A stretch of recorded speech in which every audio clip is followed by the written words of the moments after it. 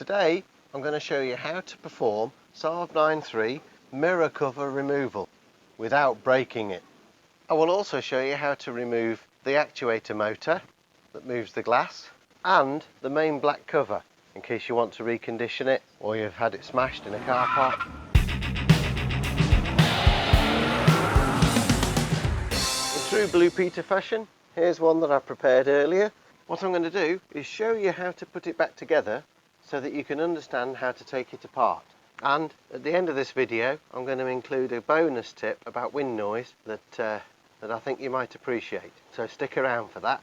Just before we get right to it, let me just explain to you that the main chassis of the mirror is made of a material called Zamac, which is an aluminium zinc mix, which is a fantastic material for die casting. It makes very accurate parts. The big disadvantage though is that the zinc readily corrodes into this white zinc oxide, which, just like red rust on steel, is larger than the original material and so tends to close up holes. Also, another disadvantage it has, and you'll see why this matters in a minute, is that the zinc sets up differential corrosion with steel. So anywhere where it contacts ordinary steel, you'll get differential corrosion. I'll come back to that. If we look at the main body, first thing you'll notice is a big hole in the middle where the motor goes, but also 1, 2, 3, 4 little upstands with small holes in them, which I guess you could say are obviously fixing points, but also these 2 clips just here, which are quite small and fragile. Now these 2 clip features, when the cover is fitted, this clip here clips behind that piece of the Mazak there. This clip here actually doesn't clip into anything down here. This surface here underneath this edge needs to butt up against this surface here on the Mazak casting, and as we said before, these legs need to go either side. Clip this end down first, and what you will find as it clips into place there is that that automatically lines up these 4 fixing holes with screw holes into the Mazak. These screws are very small, so be careful not to lose them. You'll see I'm using an old speaker magnet to keep my screws in place. You'll need a T10 screwdriver or a T10 bit on a handle or ratchet handle. Don't be tempted to put copper slip on the threads when you put it back together, because copper is just another differential metal to the zinc and the steel screw. And just tighten them down gently. Now, I said we'd get back to the issue of galvanic corrosion. What you will find, particularly with these lower 2 fixings, is that water and dirt that gets in the mirror over time and use will cause galvanic corrosion inside the holes between the steel screw and the Zamac casting. I think you can see the result there is that when you try to undo the screw snaps off just below the head. You have no real choice but to just accept that situation. It's happened on 2 places for me. When putting this back and before screwing it into place, I would suggest putting a blob of silicone sealer under there on top of each of those fixing points, using the fixing points that you've got left, and then just squeeze down and let the silicone sealer act as a glue. If you've got the equipment, you could drill out what's left of the screw and maybe rethread new fixings into there, maybe go a size up. I think those are M3, so you could go to M4, and you could put stainless steel screws in.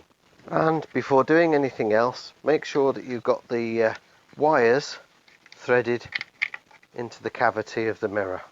The cover has 4 molded in clips. It also has a little hook feature in the bottom there. Now these clips clip into 4 positions, 1, 2, 3, 4, and when you're putting the mirror back together, as we are now, you can put the motor back in first and then put the cover on. But when you're taking it apart, it's necessary to take the motor out first before you take the cover off, because this clipping position here is hidden by the motor. Now you remember that seemingly redundant clip on the main body behind the Mazak? Well, that clip clips into here. That's what holds these 2 pieces together at this end, at the inner end. Fold the mirror head in as if it was folded in towards the window on the car. Make sure that that little hook goes under there, and you'll find it goes very closely into place very easily. Push the mirror cover that way a little, see how that lines up there. Then push this end in and it'll clip, and just pull the clips into place in the other 4 positions. If you're getting value out of this video, don't forget to give it a like down by the title, and also share it with anyone else you think who might find it useful. To get the cover off, you'll need a plastic trim removal tool or other means of prying the cover back. I would suggest using a plastic or wooden implement. I'll link to a set of these in the description. You'll also need a 6mm flat screwdriver and a couple of smaller screwdrivers just to act as little pry bars. The cover is fixed in 4 places, 1, 2, 3, 4. This one in particular, as you can see, I think I've already mentioned, is covered by the motor, so you need to remove the motor.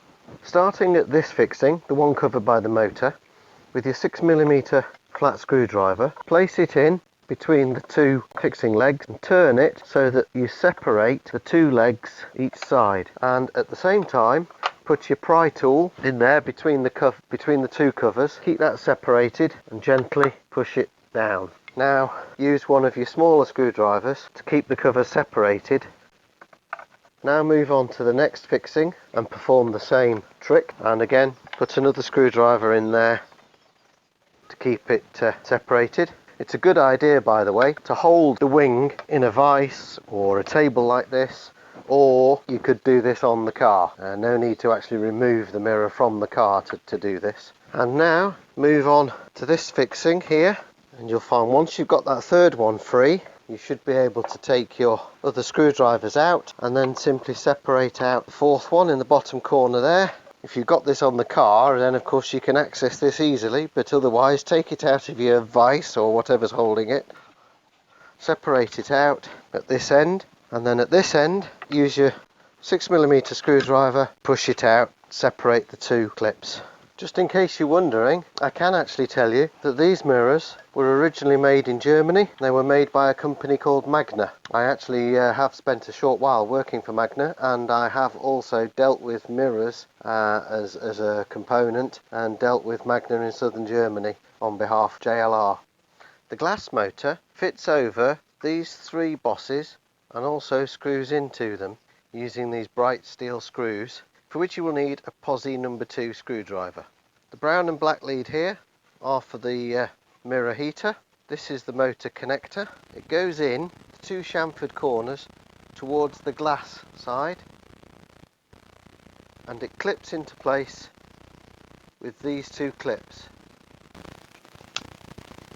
When you're taking it out, you'll need to use a very small screwdriver or an awl to spread the clips and push the connector back out.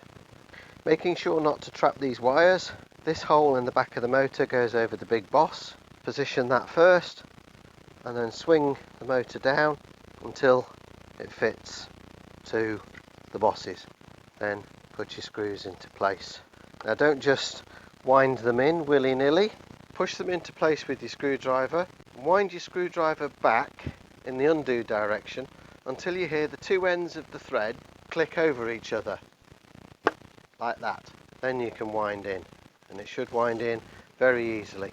That little tip will prevent you from cross-threading them. Don't over tighten the screws, you don't want to strip the threads. Push the wire into the cavity to make sure that in operation it doesn't snag the mirror glass. Now we're imagining that the rear cover is still on here because I showed you how to put it on and I took it off again, but now the mirror is ready to go back on the car. You can actually do all this disassembly with the mirror on the car, but you probably wanted to take it off the car to make some repairs, probably to recondition this wing. Now I promised you a bonus tip about wind noise. These mounting plates, or wings or sails, whatever you want to call them, where they mount to the front of the door, traditionally they are very, very difficult places to seal and prevent wind noise coming in. and certainly as the car ages, whatever's in here deteriorates and wind noise will get worse. The leading edge of the mirror here is a very high pressure area for the air that passes around the vehicle. So on these mirrors, take this piece of foam off, and then underneath that is a piece of rubber. All around the edges, use a thin bead of black silicone sealer and seal all round, particularly down the leading edge underneath there. Also, lift the rubber off and seal it around the fixing bosses. When you've done that, you can see that this foam cutout has been squashed between various bits and bobs and takes the shape of the rubber.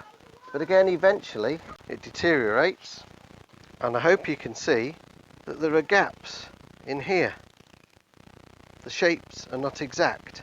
So again, seal all around the edge, the main edge, with plenty there because that's the leading corner, and also just around that periphery there. Put your foam back on. Make sure that you press your rubber and your foam firmly into place, then run a bead of silicone sealer all around that.